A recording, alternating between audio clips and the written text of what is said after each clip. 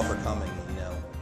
When we came up with this idea to do these seminars, we were wondering and hoping people would come, and we were bouncing back and forth between should we do them for free, should we charge fees to do this, and the purpose was to let as many people come as possible and not have money be a hindrance. And the interesting thing is, you can see even when you do a free seminar, we had 36 people, I think, sign up for the seminar, but there are 1, 2, 3, 4, 5, 6, 7, 8, 9, 10, 12 people, and really 11 if you count 2 together. So that's only about a third of the people that actually showed up to something that was free that's designed to help them with their business, okay? And this is one of the prime reasons why businesses today fail, okay? When we talk about waste in the business, we talk about complacency, we talk about procrastination as being the 2 biggest culprits for whether a business does well or not. So I'm going to ask you a few questions just so I can cater and know who I'm talking to. So of the people in here, how many people already have an existing business? Have a business that's open? Okay, and how many people have a business that or are wanting to start a business or in the planning stages? Okay, great. That's more than half of the people, and that's a really good thing because you do have to plan. You have to get started early. Okay. Of the people who are in business, corporate structures, how many of you are C corporations? Any of you S corporations? And then LLC. Okay, so most people are LLCs. Okay. Again, this is just going to help me cater to talking. And then of the people that are in business, how many have been in business for more than a year? More than 2 years? More than 5 years? Okay, great. Okay. All right, fantastic. Good to know. All righty. So we need to make sure when we're in business that we do a couple of things. And this morning is a prime example. Flexibility, right? Okay. Obviously, things are not going the way we had planned them to go this morning. And for those of you that don't have a business, in case you don't know, that's most of your days.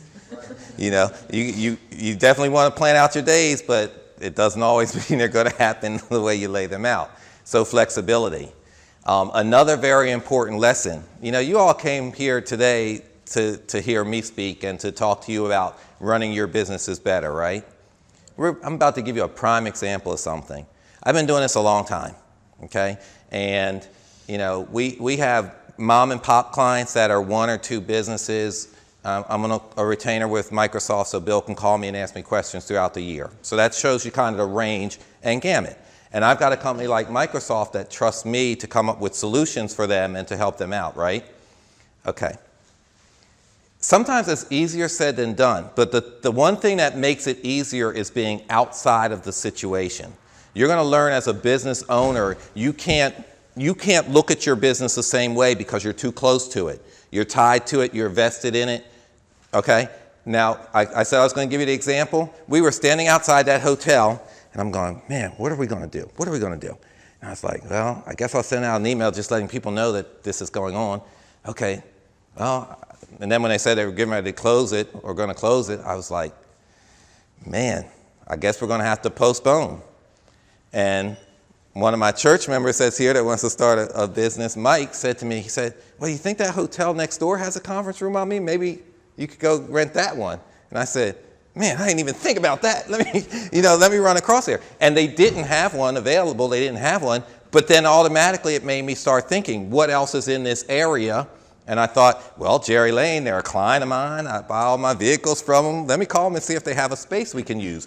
But, I was about to postpone the seminar. Now, it wasn't something I was making money off of, but the point is, I was about to postpone the seminar because I was so wrapped up in my project that I didn't think about it. And somebody from the outside said, hey, there's something else that we can maybe do.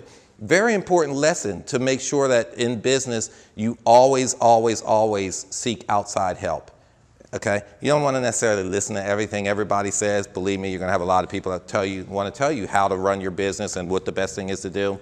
It's great. Take the advice, look at it, and see if it makes sense for your business, okay? You need to have what I call a paradigm shift in business. If you're in business now, if you're in business or starting business, hopefully what this seminar does for you is gives you a paradigm shift. And if you don't know what a paradigm shift is, I'm going to tell you a 1-minute quick story that will illustrate a paradigm shift.